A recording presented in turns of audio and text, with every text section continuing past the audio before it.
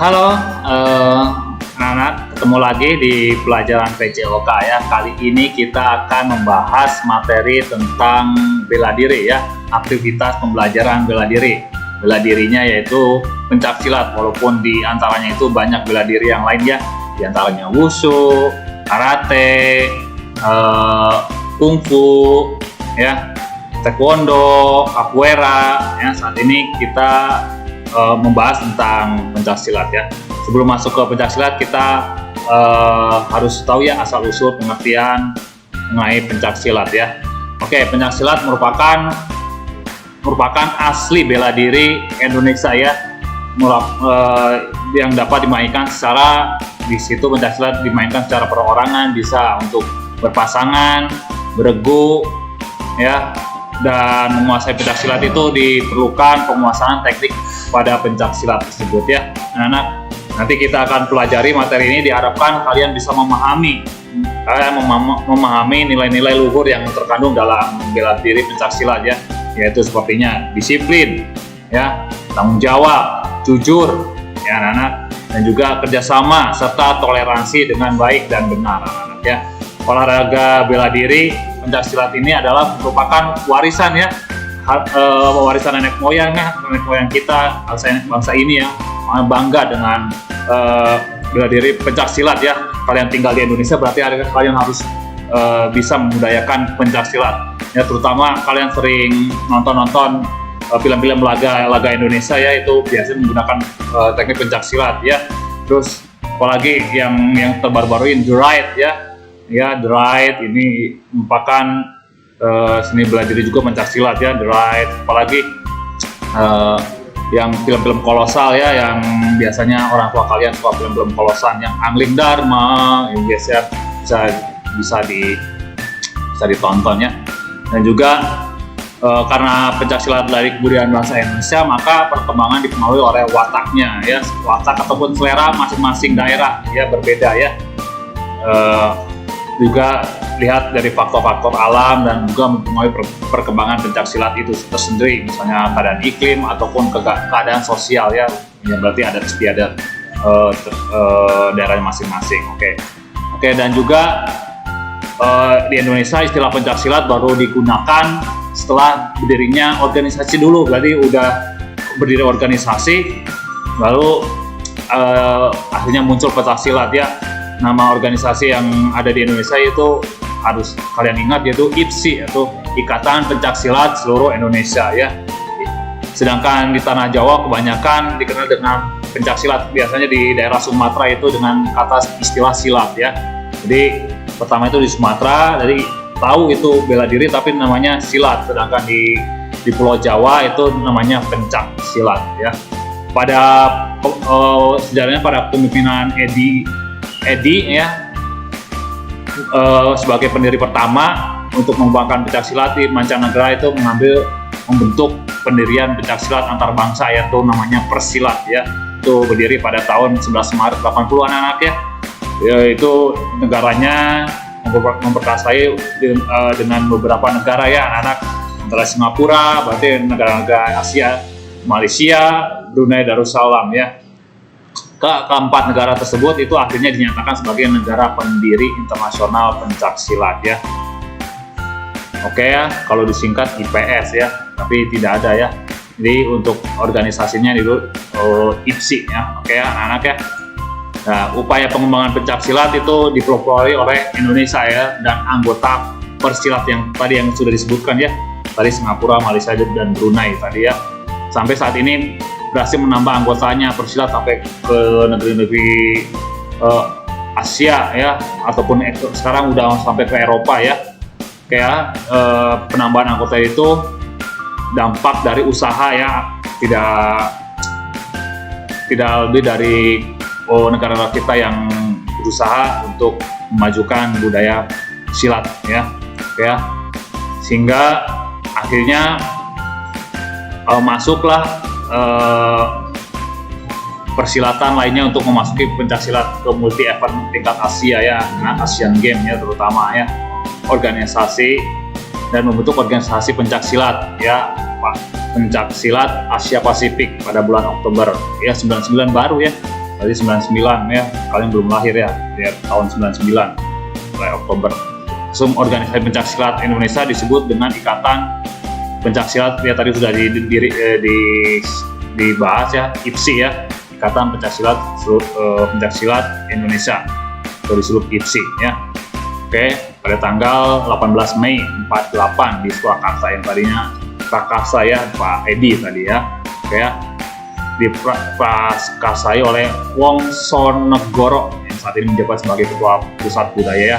Yang tadi yang pertama ya, bisa dicek yang tadi yang sebelumnya anak-anak. Oke, kita masuk aktivitas pembelajaran gerak spesifik dalam pencaksilat, yaitu gerak dasar pencaksilat. Oke, jadi pengertiannya adalah suatu gerakan terencana, terarah, terkoordinasi, dan terkendali sebagai satu kesatuan, yaitu aspek mental kalian, spiritual kalian, ataupun aspek bela diri, aspek olahraga, dan serta masuk juga ke aspek seni budaya juga anak-anak. Oke, dengan demikian pencaksilat merupakan cabang olahraga yang cukup lengkap ya untuk dipelajari, karena memiliki 4 aspek ya. Tadi apa aja anak-anak? Spiritual, bela dirinya ada, olahraganya ada, seninya juga ada ya. Oke ya, dan tidak dapat dipisah-pisahkan ya. Nah, oke anak di situ, oke. Nah, berikut ini adalah aktivitas pembelajaran sikap berdiri untuk sikap permulaan berdiri ya, berdiri ataupun kuda-kuda ini. Yang nomor 1 itu sikap sedia ya, sedia ya. Biasanya kalau seperti ini ada sikap salam ya. Salam baru sedia ya anak-anak. Oke, terus yang kedua adalah kuda-kuda samping ya. Jadi entah itu samping kiri atau samping kanan, kaki bagiannya dibuka lebar, oke ya, selebar bahu, oke, dengan ada kuda-kudanya, berarti agak merendah ya anak kakinya, oke. Terus yang ketiga yaitu kuda-kuda depan, ya itu dipoto dari samping ya anak-anak, kuda depan. Jadi kalau kuda depan, kaki kanan ataupun kaki kirinya ke depan. Oke, salah satunya anak-anak.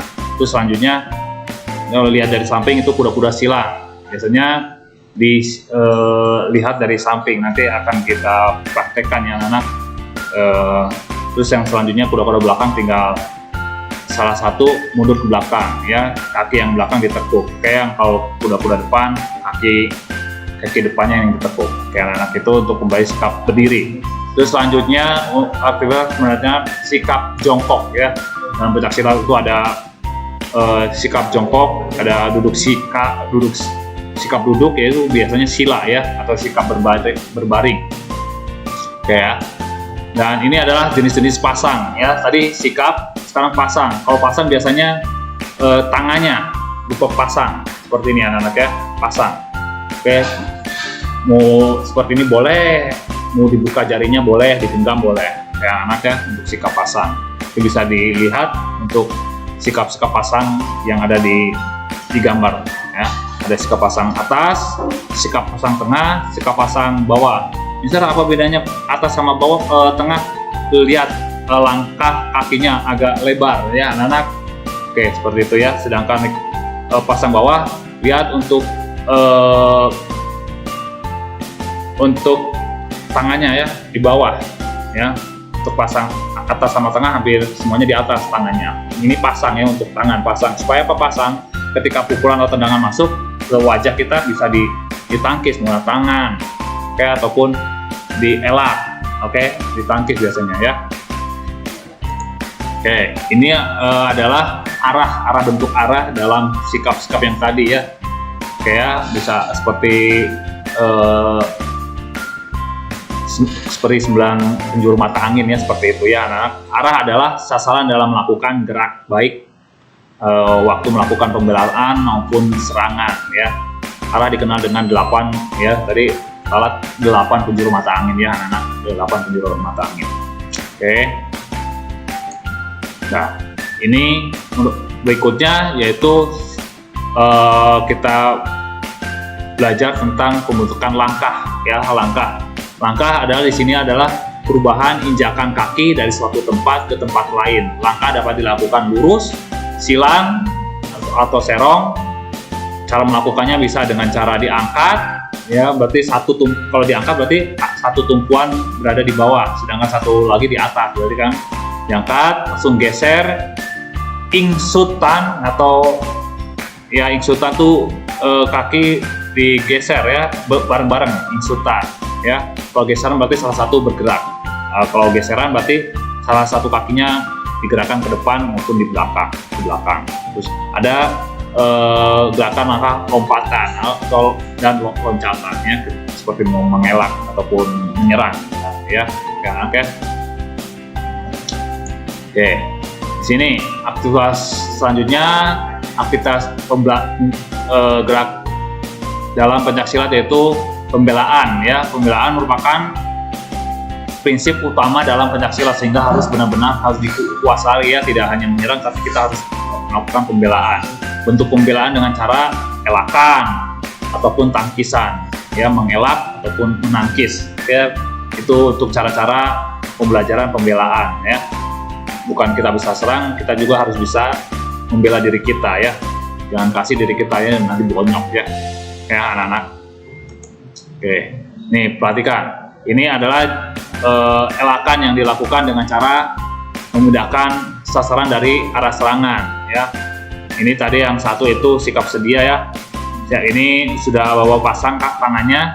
Ini elakan hadap ya. Elakan hadap, ketika pukulan atau tendangan masuk, dia mengelak hadap ya di depan. Oke. Terus elakan samping ya, biasanya nanti kita akan elakan samping, biasanya gerakan ini elakan hadap ya, sedangkan elakan samping ke samping. Oke. Si gerakan badan ya, oke, supaya tidak kena pukul badan ataupun ke mukul wajah atau kepala. Terus elakan angkat ya, ketika elakan angkat itu biasa digunakan ketika lawan menendang kaki, kita mengelak dengan mengangkat salah satu kaki ataupun bisa melompat ya. Ada elakan lompat tadi yang sudah dibahas ya, ada lompatan. Oke, terus ada elakan silang ya. Oke, berikutnya ya, lewat ya. Berikutnya ini adalah tangkisan. Perhatikan ya.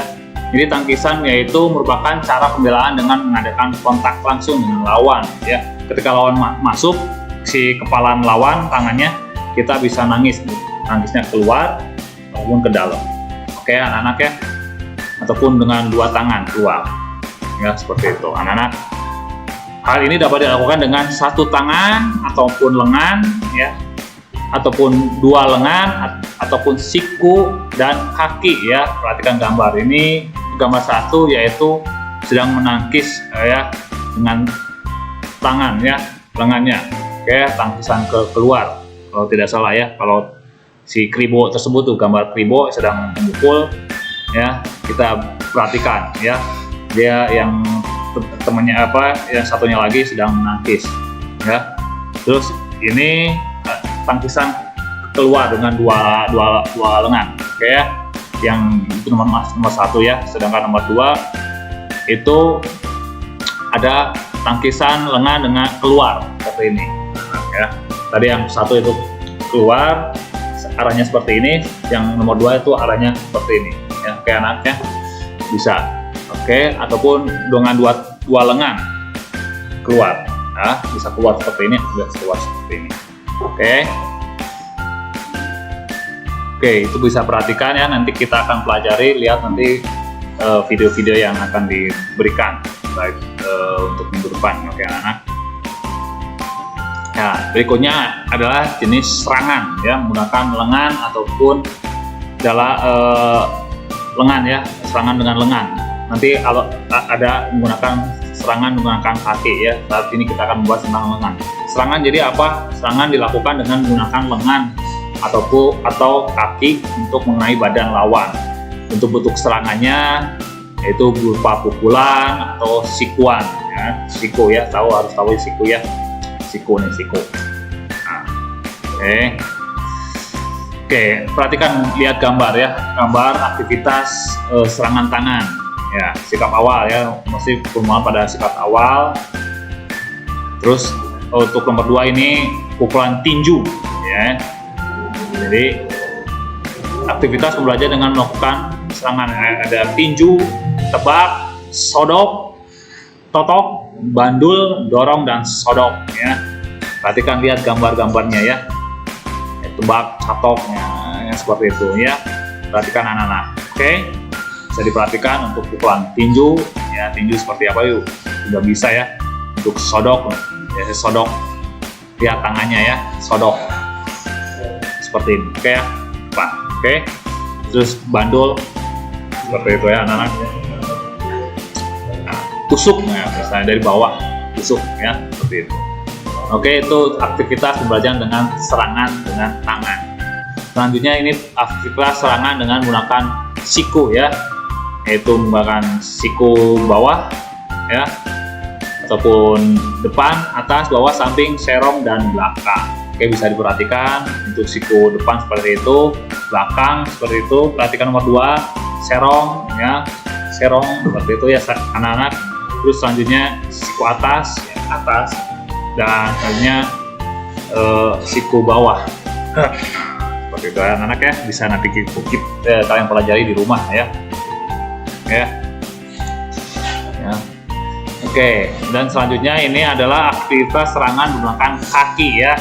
Kaki untuk pembelajaran dengan tendangan dapat dilakukan dengan punggung kaki, telapak kaki, ujung kaki, dan tumit kaki ya. Oke ya, bisa diperhatikan. Oke, ini yang nomor 6 dengan tumit ya, seperti nomor 7 juga tumit. Oke, ini dengan ujung kaki ya. Oke, samping. Oke. Nah, itu perhatikan gambar-gambarnya. Nah, berikut adalah sapuan anak-anak. Ada serangan menggunakan pembelajaran dengan sapuan ya. Sapuan seperti kalau bahasa sehariannya kita, kalau tangannya dikepret gitu ya, anak-anak ditampar ya. Ini sapuan, tapi tamparnya menggunakan kaki, disabet anak ya. Sapuan tegak yaitu ya, ada 4 sapuan ya anak-anak. Sapuan tegak, sapuan rebah, dan sabetan serta beset ya.